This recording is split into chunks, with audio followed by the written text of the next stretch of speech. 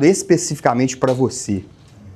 Tem uma obra nos céus que está escrito, um propósito de Deus para você. Existe um propósito também de Deus para você em igreja, em corpo, com irmãos, por exemplo, entre nós aqui. E eu estava no meu tempo de oração, e eu, no momento de oração, eu senti o Espírito Santo falando comigo. Muitos dos homens, dos guerreiros, eles nunca foram enviados. Então Deus me deu uma palavra em Mateus 10 que fala exatamente quando Deus está enviando ali os seus primeiros apóstolos, depois os discípulos, depois todos.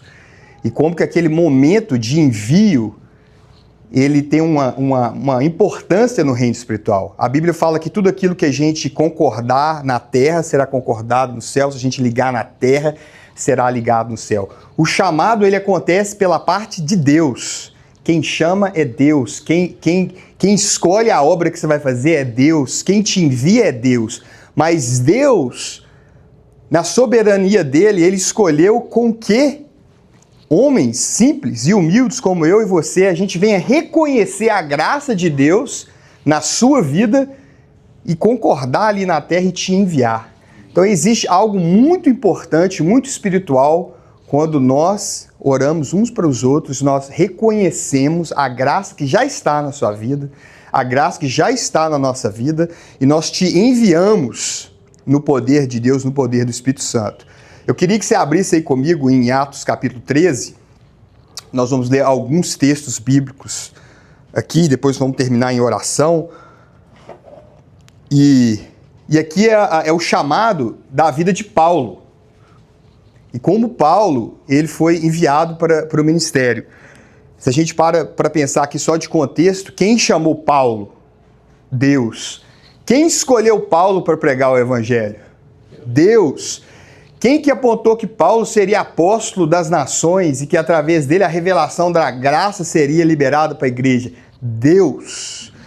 Mas Deus escolheu que a igreja, que irmãos simples, como eu e você, pudessem orar por Paulo e enviar o apóstolo Paulo. Nesse momento ele era Saulo, e aí depois daquele momento do envio de irmãos, ele se tornou Paulo. E ele pregou o evangelho fielmente. O Espírito Santo separou Paulo. O Espírito Santo estava sobre a vida de Paulo. Até dando um pequeno contexto aqui, a gente lembra como Deus usou Moisés com sinais e maravilhas. E Moisés estava tendo um problema lá de administração do povo. Ele falava diretamente com Deus, ele subia na montanha e Deus falava com ele face a face. Mas sabe como que Deus deu a estratégia para ele administrar o povo? Sogro. O sogrão dele chegou lá e falou: ó, Moisés, o que você está fazendo não é bom não, pode parar com isso. Você vai dividir o povo em grupos, vamos ter organização, vai ter assim, assim. E Moisés fez de acordo com a instrução de um homem. Então nós não podemos desprezar a igreja local, nós não podemos desprezar os nossos amigos, nós não podemos desprezar a nossa comunidade, os nossos grupos, nós devemos abraçar isso e entender que Deus escolheu, na sua sabedoria, na sua soberania, em todo o seu poder, atuar através da oração minha e sua, e quando a gente junta, quando nós somos juntos em oração e nós liberamos o poder de Deus. E hoje eu acredito que vai ser uma manhã especial na sua vida, uma manhã onde algo vai ter um romper espiritual sobre a sua vida, sobre nós. Não importa aonde que você esteja, nós vamos aqui apenas reconhecer um chamado e um dom que já está na sua vida. E como igreja, como corpo de Cristo, nós vamos te enviar aqui. Olha só, está escrito aqui em Atos capítulo 13, que na igreja de Antioquia, Atos 13, capítulo 1, versículo 1, na igreja de Antioquia havia profetas, havia mestres, Barnabé, Simão, chamado Níger, Lúcio de Cirene, Manaém, que fora criado. E enquanto eles oravam e jejuavam, o Espírito do Senhor disse: separe Barnabé e Saulo. Separe Barnabé e Saulo para a obra que eu os tenho chamado. Assim, depois de jejuar e orar, impuseram-lhes as mãos e os enviaram. Enviados pelo Espírito Santo, eles foram. Eles foram para Seleucia e dali eles foram. Então olha aqui, o chamado é de Deus. Quem que chamou? Para o ministério que eu os chamei. Quem os separou? O Espírito Santo. Mas quem enviou ali foi a igreja. Amém. Então hoje eu queria que você pensasse, agora existe um chamado de Deus sobre a sua vida. Nesse momento existe uma obra de Deus na sua vida. Nesse momento existe um poder e uma autoridade de Deus na sua vida. E nós queremos simplesmente, sabe quando você abre a torneira, a água já está ali, você abre a torneira e a água sai? Sabe quando você acende a luz, o poder, a eletricidade, já está tudo ali, já está tudo, a gente só faz assim, ó. Nós queremos ligar o plug, porque o chamado de Deus na sua vida possa acontecer. Nós queremos simplesmente concordar com os céus, porque está escrito, seja feita a tua vontade na terra, como ela é feita nos céus. Santifica o teu nome. Então hoje nós queremos simplesmente reconhecer a graça que Deus tem na sua vida e que você possa sair daqui sabendo que você é um homem enviado pelo Espírito Santo com uma missão. Amém. E eu queria que você voltasse comigo ali em Lucas, capítulo 4, 18.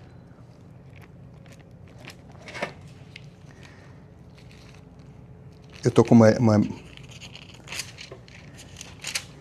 E eu queria primeiro exemplificar aqui para você alguns pontos que eu acho que é importante. Primeira coisa, o exemplo maior, Jesus. Jesus foi enviado pelo Espírito. E qual que era a missão de Jesus? E aí depois, houve o envio. Quem que Jesus enviou primeiro? Ele enviou os 12 apóstolos. E como que os 12 apóstolos foram enviados? Qual que era a autoridade? Qual que era a missão? O que eles tinham que fazer? Aí vem a pergunta, será que é só os apóstolos que podem ir? Realmente eles são os apóstolos, né? E eles têm uma categoria especial de apóstolos, mas será que o chamado era apenas dos apóstolos? Tinha algo específico para eles? Mas aí nós vemos em Lucas, no capítulo 10, Jesus envia 72 discípulos. Eles não eram mestres, eles não eram apóstolos, eles eram simplesmente irmãos da igreja, eles foram enviados. E depois, em Mateus 28, a grande comissão, Jesus envia quem? Jesus envia toda a igreja, e Jesus envia todos nós, desde que o Pai esteja te enviando, né? Por isso que ele fala, ore para o Pai enviar, e aqueles que estão ali disponíveis, chamados, que falam sim, Deus envia eles. Então vamos começar aqui, primeiro, entendendo o chamado na vida de Jesus. Porque, na verdade, é exatamente esse chamado que ele vai passar para os 12, para os 72 e para nós. Olha só, olha o que Jesus falou. Ele falou, o Espírito do Senhor está sobre mim, porque Ele me ungiu para pregar boas novas aos pobres. Ele me enviou para proclamar liberdade aos presos, recuperação da vista aos cegos, para libertar os oprimidos e proclamar o ano da graça do Senhor. O que Jesus falou aqui? Ele falou, totalmente Deus, mas na sua humanidade, ele falou, eu sou enviado do Pai. O Pai me enviou. Eu não estou indo como homem, Jesus, eu não estou indo com a minha própria missão. Eu sou enviado do Pai. E aí ele fala, e eu sou ungido com o Espírito Santo. O Espírito Santo está sobre mim. E eu sou enviado pelo Pai. E ele falou assim, para fazer o quê? Pregar boas novas aos pobres, liberdade aos presos, recuperação da vista aos cegos, libertar os oprimidos e proclamar o ano da graça do Senhor. Essa aqui é uma mensagem muito grande, mas o que eu quero te chamar a atenção aqui é que quando Jesus ele veio para a Terra, pela primeira vez na história, teve um choque entre dois reinos, que nunca houve antes. Pela primeira vez, o reino das trevas e o reino de Deus, ele colidiu frente a frente. E o reino de Deus venceu todas as vezes. Todas as vezes que Jesus entrava em um lugar, o reino das trevas tinha que sair. Nunca aconteceu isso antes, com nenhum outro homem. E aqui, depois, quando você chegar em casa, você vai lá ler Mateus 9, ler Mateus 10. Na verdade, vamos abrir lá rapidinho em Mateus 9, que depois a gente vai ler Mateus 10. Se você vê, começando aqui, por exemplo, em Mateus 8,16, Jesus ali no início do capítulo, ele cura um leproso. Então olha só, pela primeira vez, todas as pessoas que eram enfermas, elas vinham para Jesus e elas eram curadas. Nunca aconteceu isso antes. Todas as pessoas que estavam oprimidas, que estavam endemoniadas, todas elas eram libertas. Até mesmo os mortos ressuscitavam. Aqui fala em Mateus 8,16, que fala assim, olha só, ao anoitecer foram trazidos a ele muitos endemoniados, e ele expulsou os espíritos com uma palavra e curou todos os doentes. E assim se cumpriu o que fora dito pelo profeta Isaías. Ele tomou sobre si as nossas enfermidades e sobre si levou as nossas doenças. Pelas suas feridas nós fomos sarados. Então o que aconteceu? Aonde que Jesus ia, tinha multidões que vinham atrás dele. As pessoas que estavam enfermas, elas eram curadas. As pessoas que eram oprimidas, eram opressas por Satanás, elas eram libertas. A gente vê casos aqui de demônios, pessoas que eram endemoniadas, que ficavam gritando, que estavam sofrendo, e Jesus, todas as vezes, essas pessoas eram libertas. Não teve um caso na Bíblia que Jesus falou assim, não, eu não vou te curar, não, você não vai ser liberto. A única exceção que eu vejo é que em um determinado lugar que ele foi, que era a própria casa dele, por causa da falta de fé daquele povo, ele não pôde fazer ali todos os milagres que ele quis, porque eles rejeitaram Jesus. Mas aonde que ele foi recebido, aonde que ele foi reconhecido como Deus, os milagres e a libertação, e a gente vê ali claramente um princípio. Existe um espírito das trevas que estava operando naquele lugar, e Jesus veio para destruir as obras do inimigo. E em todo lugar que ele foi, as obras de Satanás foram destruídas. As famílias foram restauradas, os corpos foram curados, os opressos foram libertos, as pessoas encontraram liberdade. Ali, e Jesus, ele era muito discreto. Ele falava, não fala que eu te curei, não. Não bota no Instagram, não dá na foto, não conta para ninguém. Ele tentou abafar o máximo que ele pôde, porque ele sabia que ele não estava ali naquele momento tomando tudo. Ele estava tomando no reino espiritual. Ele não estava ali se querendo, ele não estava vindo para ser o rei, que vai ser a segunda vinda dele. Ele estava vindo ali para morrer como cordeiro, para ele abrir o caminho para nós. Então eu quero te falar hoje que toda opressão do inimigo sobre a sua vida pode ser quebrada no nome de Jesus. Tudo aquilo que o inimigo está querendo lançar contra o seu casamento, contra o seu chamado, contra o seu corpo, contra a sua saúde, nós quebramos o nome de Jesus. Todo ataque que o Satanás tem, tudo aquilo que está te impedindo, nós quebramos o nome de Jesus. Agora, mais do que isso, hoje o propósito dessa mensagem é porque existe um chamado seu para libertar muita gente lá fora. Existe muita gente hoje que está oprimida, que está em depressão. Mais de 50% da nossa sociedade hoje vive em algum tipo de distúrbio mental. Seja ele depressão, seja ele ansiedade. Existem várias causas disso, né? Por causa até mesmo do jeito que a gente vive. Ok. Mas a questão é que a nossa sociedade precisa dessa liberdade espiritual. Essa semana eu tive uma das semanas mais desafiantes da minha vida, pessoalmente, profissionalmente, e eu lembro, olha o privilégio que eu tive. Eu acordei na segunda-feira e eu sabia que eu não tinha capacidade de resolver os problemas, as questões que eu tinha que resolver. Eu falei, Deus, eu quero te pedir os teus milagres na minha vida, eu quero te pedir a tua presença. Deus, eu quero te pedir que eu não só viva esse dia aqui, que eu sei que eu não consigo fazer, eu quero que o Senhor me ajude a fazer tudo, mas eu quero ter alegria durante o dia. Eu quero ter a tua presença. E eu quero te falar que naquele dia Deus fez tantos milagres na minha vida, no meu trabalho, na minha família, que chegou no final do dia, eu consegui, tudo que eu achei que era impossível fazer naquele dia, eu fiz. Algo que eu teria que naturalmente ia me demorar, por exemplo, um mês ou uma semana, eu consegui fazer em um dia. Deus me simplesmente abençoou e as coisas funcionaram e eu vi a mão de Deus. E aí sabe o que o texto que veio no meu coração? Sabe quando o primeiro milagre de Jesus, que ele transformou a água em vinho? As únicas pessoas que viram a água transformar em vinho eram os servos, porque os servos estavam carregando, né? Então vai lá, pega, enche. Todo mundo está lá no casamento. Os servos, os enviados, são nós aqui, estavam pegando ali, carregando, fazendo serviço, né? E aí, de repente, eles viram a água transformada em vinho, o povo bebendo. Oh, que benção, glória a Deus. Privilégio, né? Mas o privilégio dos servos é que eles viram. E eu sentia, gente, eu vi hoje. Eu falei para minha esposa, Ember, olha o que aconteceu hoje aqui na minha vida, eu te contar.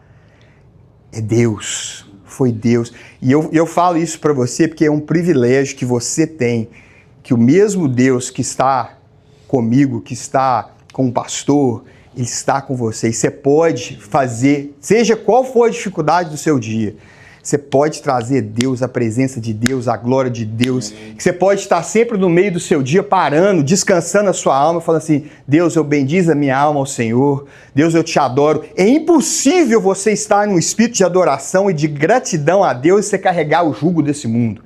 Porque Jesus falou, o meu jugo é leve, não é pesado. Vinde e aprende sobre mim. E eu vou dar descanso para a sua alma. Então tem um descanso que eu quero que você experimenta.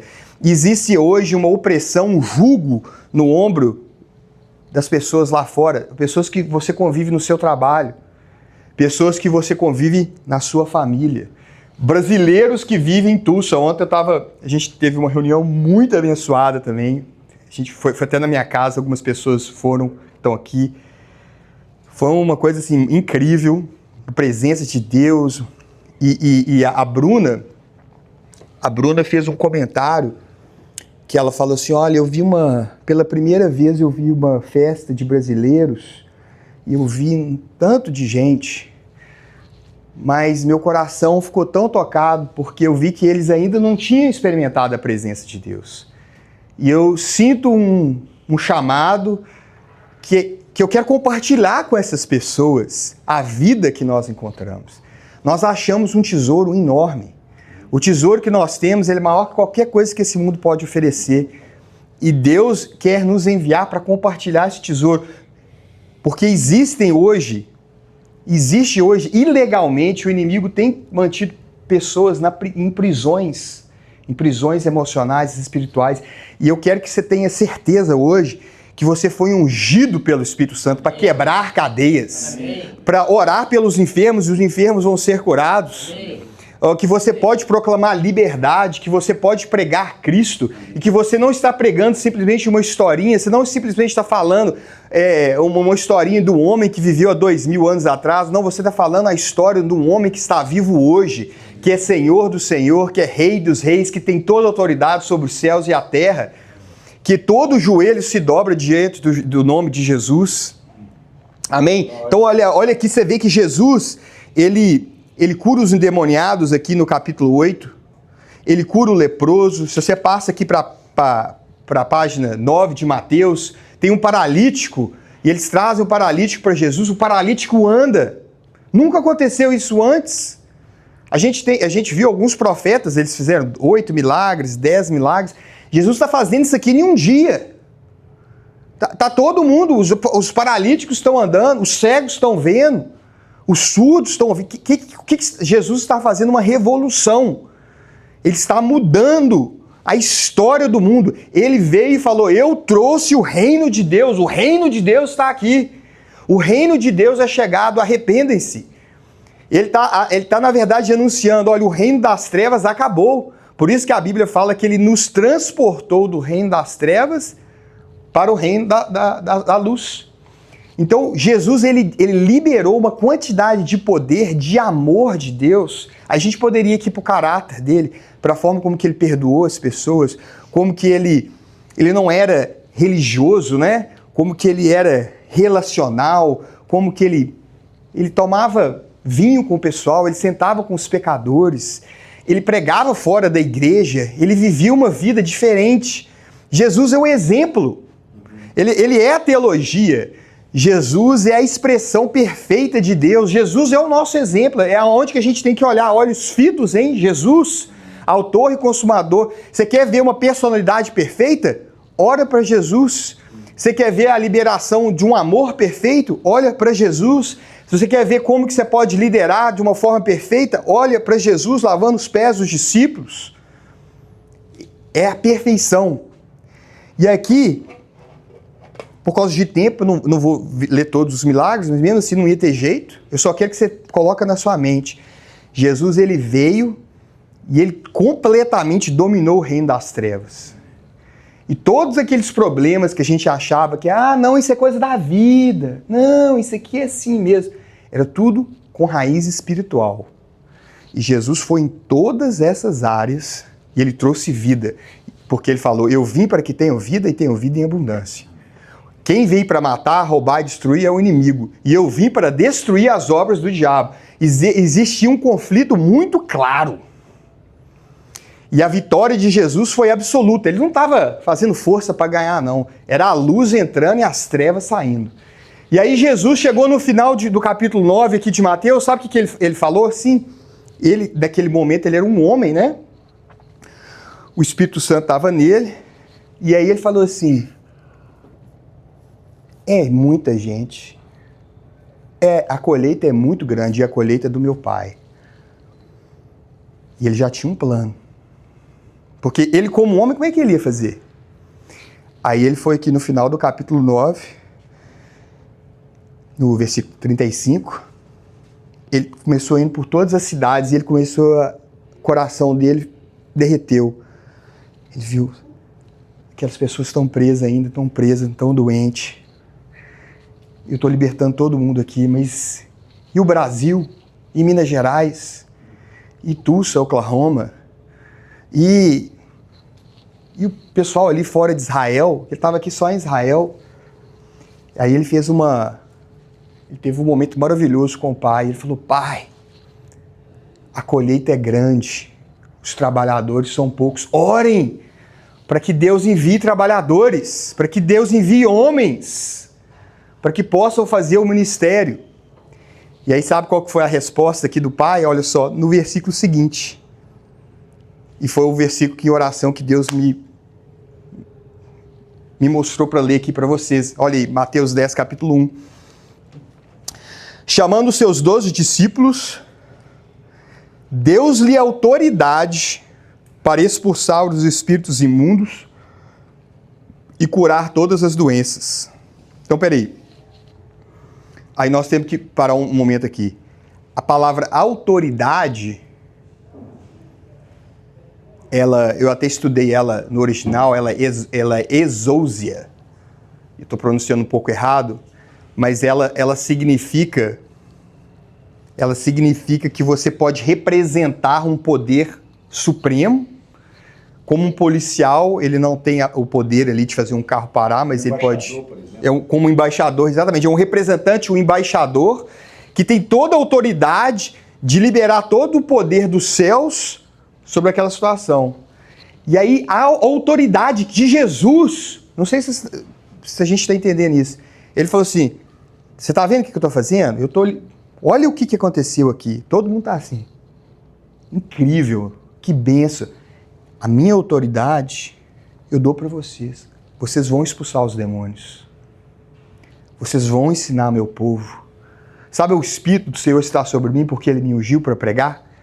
O Espírito agora está sobre você para pregar, para ensinar, para ir, para expulsar os demônios, para curar os enfermos, para declarar que o reino de Deus está aqui. Olha no versículo 5, um pouquinho mais de detalhe. Jesus enviou, olha a palavra, enviou. Enviou. Jesus enviou, ou seja, passou a missão para eles. Falou, olha, essa aqui é a missão, agora eu quero que você vá nessa missão. E deu para eles tudo o que eles precisavam para aquela missão. E deu instrução claras para eles. Olha só o versículo 8. Curem os enfermos, ressuscitem os mortos, purifiquem os leprosos, expulsem os demônios. Vocês receberam de graça, também deem de graça. Aí você vai falar igual eu falei, toda pessoa que é, né? Os apóstolos. Então abre comigo rapidinho lá em Lucas no capítulo 10. Realmente, foi para os apóstolos. Verdade. Então, não estava falando aqui para mim, para você. Ok. Mas aqui ele, no Lucas, no capítulo 10, depois disso o Senhor designou outros, logo em seguida, 72, e enviou eles de 2 a 2. E falou a mesma coisa, a colheita é grande, mas os trabalhadores são poucos. E ensinou eles.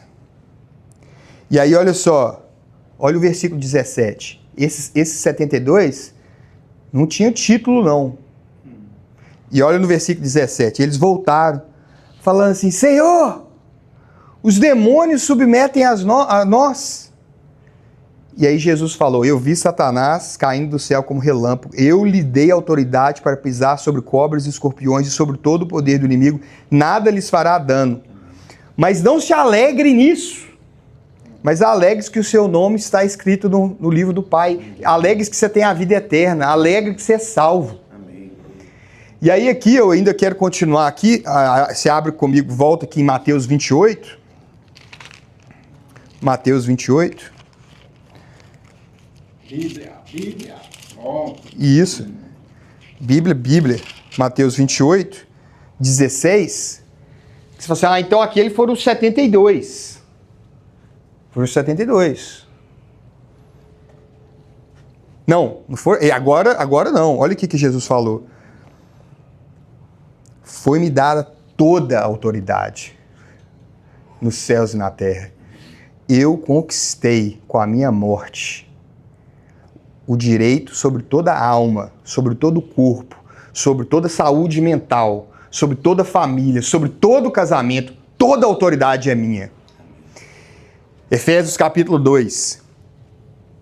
Eu e você, quando é a minha igreja em Cristo, você se assentou comigo no meu trono à destra do meu Pai. E nós estamos acima de todo poder e autoridade, todo nome. Então, numa posição de vitória suprema em Cristo. E você, pelo fato de ser igreja, você está nele. E aí, nessa posição de autoridade de Cristo, ele fala assim, toda a autoridade me foi dada. E agora ele está falando para você, ele está botando o seu nome.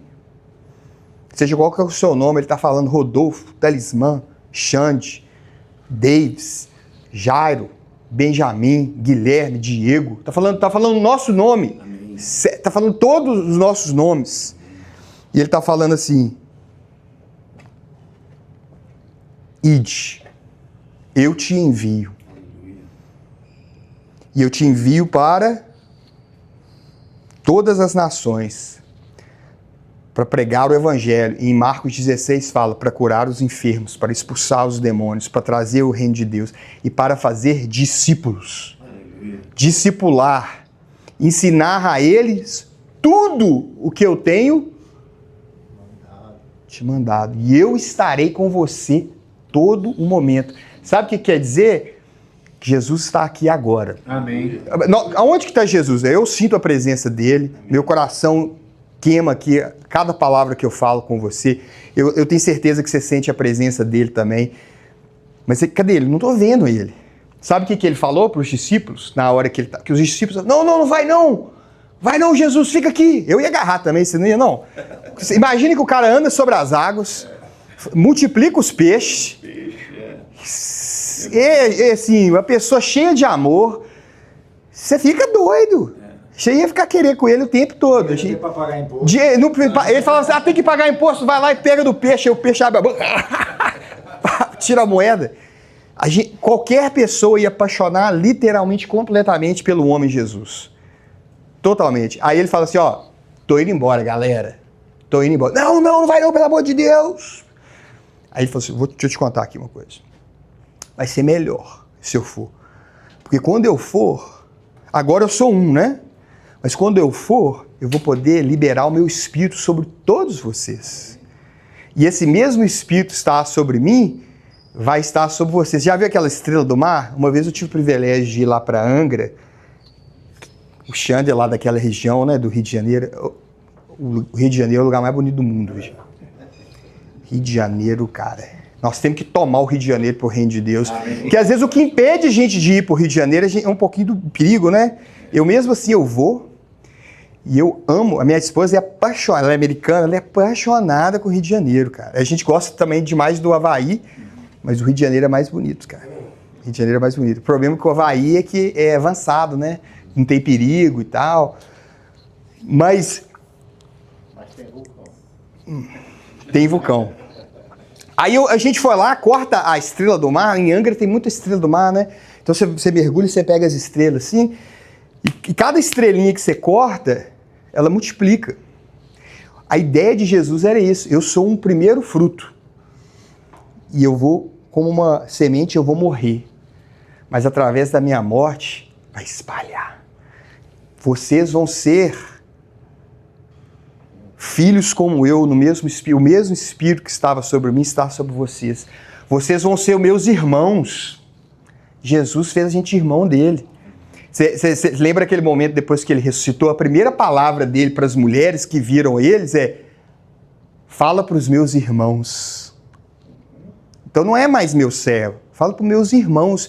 Se ele tivesse aqui, é claro, ele é o nosso Senhor, ele é Deus, mas ele ia falar: você é meu irmãozinho. E o nosso pai é o pai.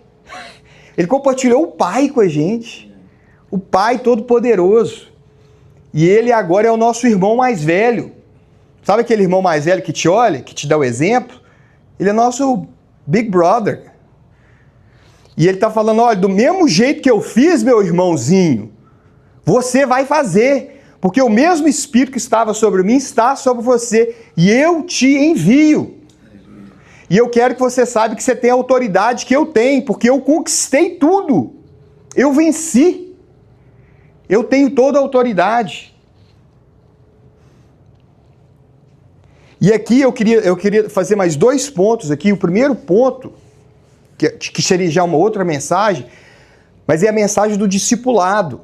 Então é o seguinte: qual que é o nosso chamado? Para a gente ter bem clareza. Primeiro você tem que entender que você tem um lugar específico no corpo de Cristo. Pode ser que você, eu sou um louvor, eu vou cantar, eu vou ensinar, eu vou pastorear, eu vou encorajar as pessoas, tem vários tipos de obras específicas, mas todo mundo é chamado para expulsar demônio, para orar pelos enfermos, para trazer o reino de Deus e para fazer discípulos. Aí você fala assim: o que é essa questão de discípulo? Abre comigo aí 2 Timóteo 2:2.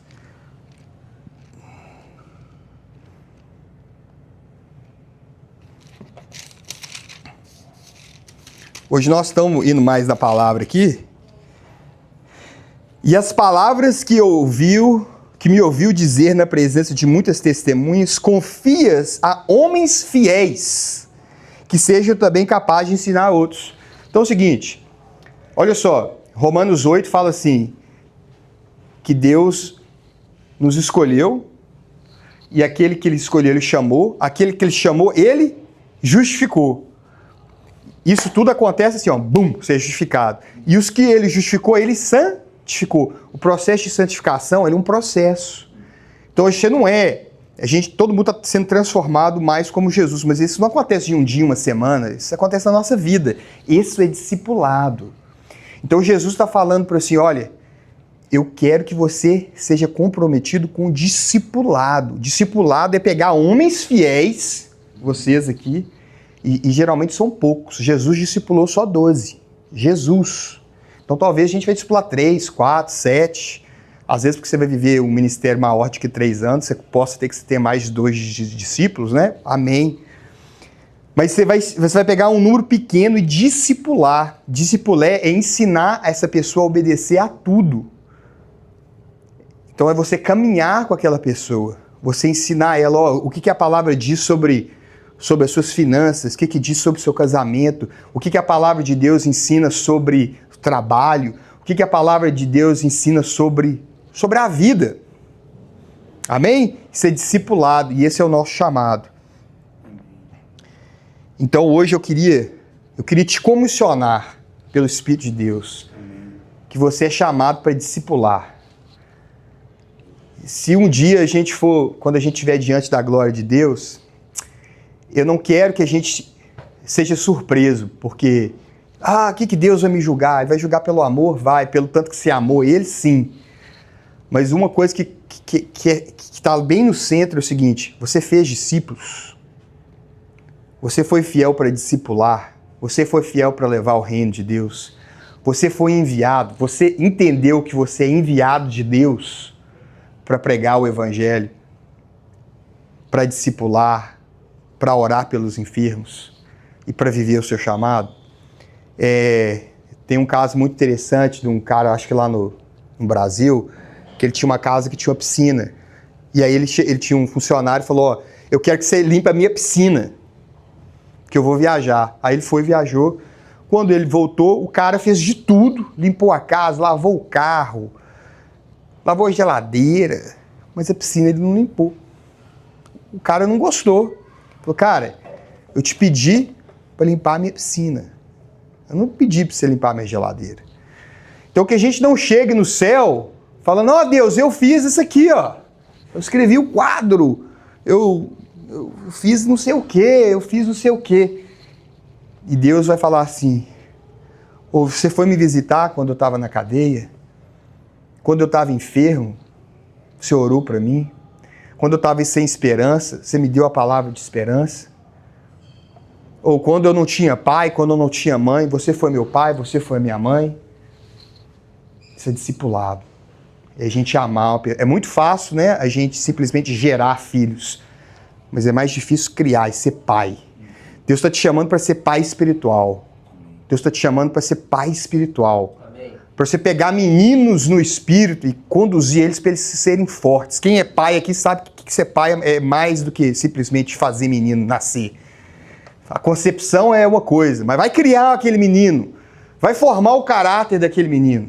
E Deus está te chamando pelo Espírito Santo para gerar homens fiéis, homens cheios do Espírito Santo. E eu quero falar que Deus está fazendo um movimento entre nós, que Deus vai gerar homens fiéis, cheios do Espírito Santo, cheios da glória de Deus, que um avivamento está vindo, está sobre a nossa cidade, está sobre essa cidade de Tulsa. Existe um mover do Espírito, as águas de Deus estão movendo, e eu quero te convidar para se alinhar, se alistar nesse exército de Deus. Amém?